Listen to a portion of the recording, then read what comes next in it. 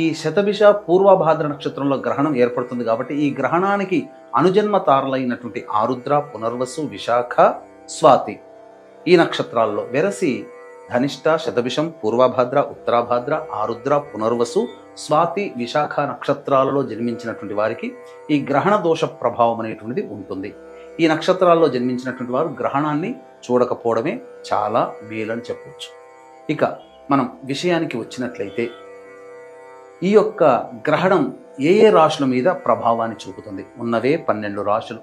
ఇందులో శుభ ఫలితాలు, మధ్యమ ఫలితాలు, అశుభ ఫలితాలు అని మనకు చెప్పబడి ఉన్నాయి. అయితే గ్రహణం ఏర్పడుతున్నటువంటి కుంభరాశిని బేస్ చేసుకొని ఈ యొక్క కుంభరాశికి సంబంధించి ఏ రాశి వారికి కుంభరాశి ఏదవుతుంది అనేటువంటి విషయాన్ని మనం తెలుసుకునే ప్రయత్నం చేద్దాం. ముఖ్యంగా మేష, వృషభ రాశికి, అలాగే కన్యా రాశికి, ధనుస్సు రాశిలో జన్మించినటువంటి వారికి శుభ ఫలితాలు, ఉత్తమ ఫలితాలని మనకు చెప్పబడి ఉంది. ఇక మిథున రాశి, తులారాశి, మకర రాశి, సింహరాశిలో జన్మించినటువంటి వారికి మధ్యమమైనటువంటి ఫలితాలు అనేటువంటివి కలుగుతాయి. అధమంగా చెప్పబడినటువంటిది కర్కాటక రాశి, వృశ్చిక రాశి, కుంభరాశి, మీనరాశిలో జన్మించినటువంటి వారికి అశుభ ఫలితాలు అని చెప్పబడుతున్నాయి. అంటే శుభం అంటే ఏంటి, అశుభం అంటే ఏంటి అంటే వీటి గురించి మనం కూలంకషంగా, క్లుప్తంగా మనం ముందు తెలుసుకుందాం.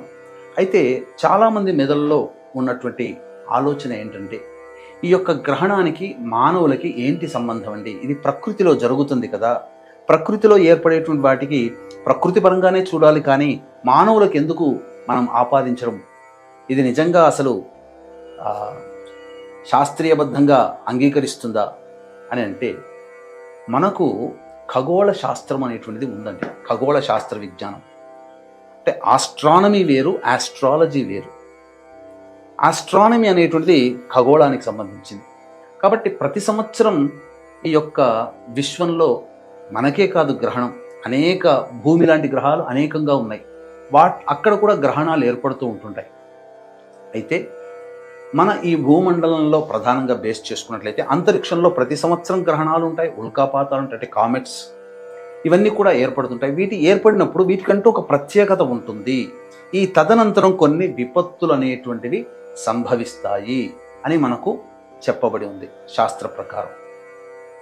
గమనించుకున్నట్లయితే అనేకమైనటువంటి ప్రకృతి విపత్తులు అంటే ఈ భూకంపాలు, సునామీలు, అలజడులు, రాజకీయ పరంగా అనిశ్చితి, యుద్ధ వాతావరణము, సామూహికమైనటువంటి మరణాలు, ఇవన్నీ ప్రకృతి విపత్తులుగా మనకు చెప్పబడి ఉన్నాయి. గత 50 సంవత్సరాలు, 100 సంవత్సరాలు అవసరం లేదండి, 50 సంవత్సరాల లోపల ఏర్పడినటువంటి అనేకమైనటువంటి ప్రకృతి విపత్తులకి ముందు వెనుక ఖచ్చితంగా ఈ గ్రహణాలు ఏర్పడి ఉన్నాయి. కాబట్టే ఈ గ్రహణాలని మనం అంత ప్రాముఖ్యంగా చర్చించుకోవాల్సినటువంటి పరిస్థితి. ఎవరు అవునన్నా కాదన్నా మనకు శాస్త్ర విజ్ఞానం మనకు ఇదే తెలియచేస్తుంది. కురుక్షేత్ర యుద్ధంలో గనక చూసుకున్నట్లయితే స్పష్టముగా వ్యాస భగవానుల వారు రచించారు.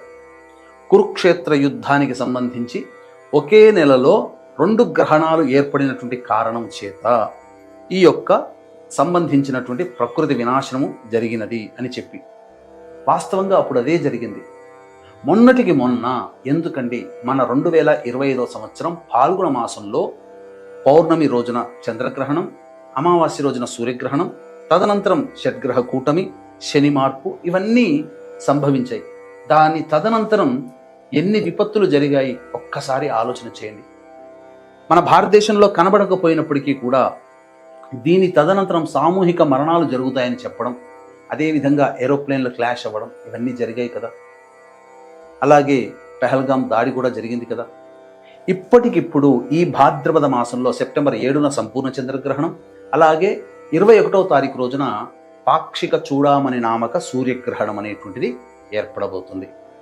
కాకపోతే మన భారతదేశంలో ఈ గ్రహణం 21వ తారీఖు రోజున ఏర్పడే గ్రహణం మనకు కనిపించదు.